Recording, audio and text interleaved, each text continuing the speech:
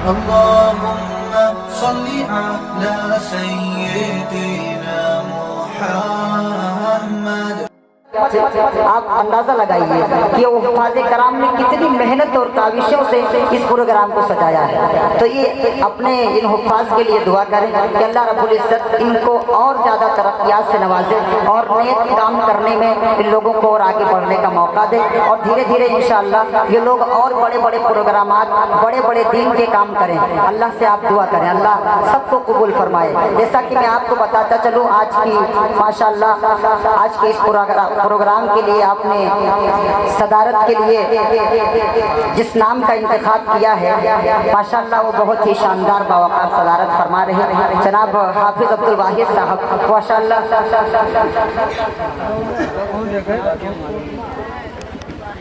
صدر صاحب سے گزارش ہے کہ اگر وہ ادھر ادھر ٹہل رہے ہو, اگر کسی کام میں وہ مصروف نہ ہو تو اسٹیج پہ آ جائیں, کیونکہ ہر چیز کا جب کوئی سربراہ ہوتا ہے, جب کوئی ذمہ دار ہوتا ہے تو وہ کام اچھے سے ہوتا ہے. اس لیے آج کی یہ پروگرام کی جو صدارت ہے ماشاءاللہ بہت ہی شاندار و باوقار رہے گی, اور انشاءاللہ ہم سب جو ہے ان کے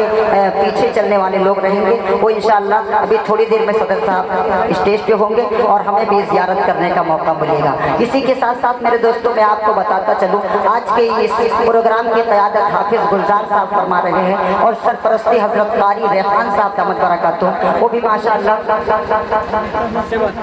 تشریف فرما ہے. ماشاءاللہ یہ دیکھیں نورانی چہرہ, اور دیدار کیجئے, زیارت کیجئے اور پھر لطف لیجئے ماشاءاللہ. اسی کے ساتھ ماشاءاللہ آج کی نگرانی بھی بڑی خطرناک ہے, جنہوں نے میری تاریخ لی حضرت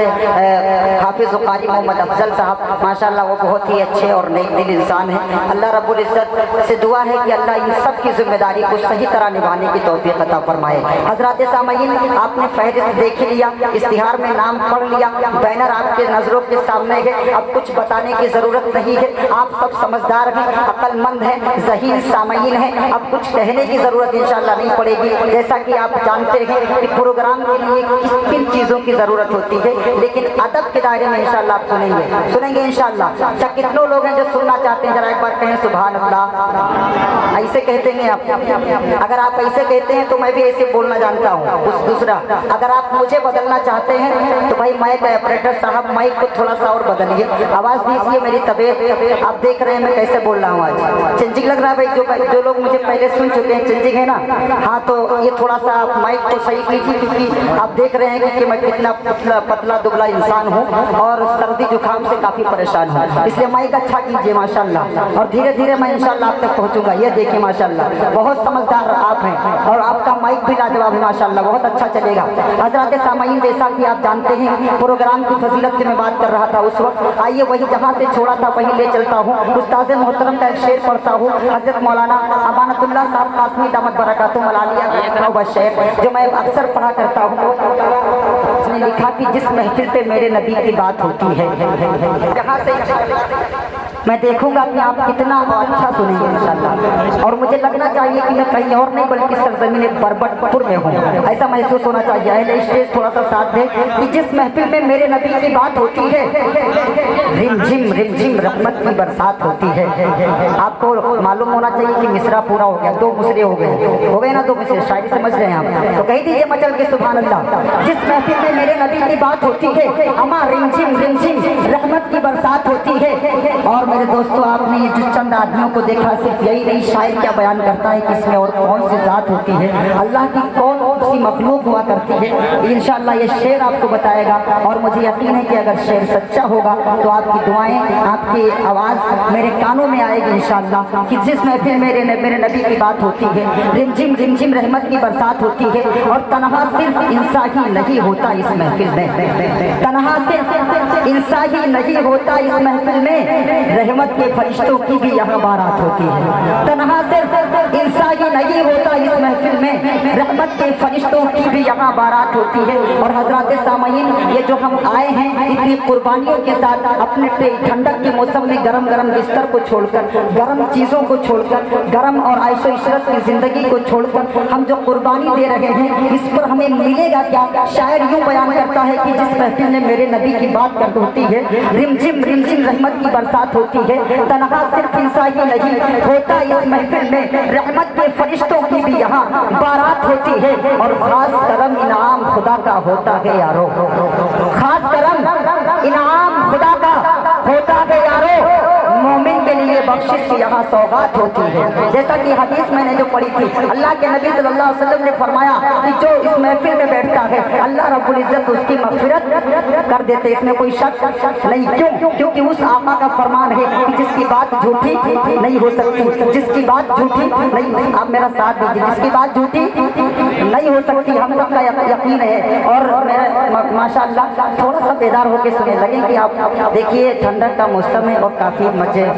حافظ قاری افضل صاحب نے بہت نچایا ہے، گاڑیوں کا سفر یہ موٹر سائیکل کا بہت کرا دیا ہے، تو ٹھنڈک تھوڑا سا زیادہ ہو گیا، طبیعت بھی خراب تھی، تو تھوڑا سا آپ مجھے گرم کیجیے، انشاءاللہ میں آپ کو گرم کروں گا، اس کی گارنٹی لیتا ہوں۔ اور انشاءاللہ آپ اگر سننا چاہتے ہیں تو میں آپ کو بتا دے رہا ہوں کہ انشاءاللہ ایسا سناؤں گا کہ جب بھی آپ کے گاؤں کی کسی بھی تاریخ کو رقم کیا جائے گا، جب بھی لکھا جائے گا آپ کی تاریخ، تو یقین کے ساتھ کہہ سکتا ہوں اللہ کی ذات پر مجھے امید ہے کہ انشاءاللہ اس پروگرام کی تاریخ کو کبھی فراموش نہیں کیا جائے گا، کبھی نہیں چھوڑا جائے گا انشاءاللہ۔ ایسا سناؤں گا، میرا ایک شعر ہے عبدالعظیم بھائی، میں نے بہت پہلے کبھی لکھا تھا اور پڑھ بھی چکا ہوں، اب نہیں پڑھتا ہوں لیکن یاد آ گیا تو پڑھ رہا ہوں کہ سوتے دل کو تمہارے جگاؤں گا میں۔ ایک مصرع علی جناب سفیان پرتاپ بری نے کہا تھا کہ بلکہ اقبال تم کو دکھاؤں گا میں، اسی مصرے کو لینے کی میں نے کوشش کی ہے کہ سوتے دل کو تمہارے جگاؤں گا میں، شاعری اس طرح سے سناؤں گا میں، سوتے دل کو تمہارے جگاؤں گا میں، شاعری اس طرح سے سناؤں گا میں، اگر جو چاہا خدا نے تو لوگوں سنو، بن کے اقبال تم کو دکھاؤں گا میں۔ گر مجھے یاد آتا ہے کہ وہ کل جہان کو حیرت میں ڈال سکتا ہے، وہ کل جہان کو حیرت میں ڈال سکتا ہے، ہمیں کمر سے وہ باہر نکال سکتا ہے، اور اگر خدا کا کرم ہو تو ایک جاہل بھی ادب کا سارا سمندر کھنگال سکتا ہے،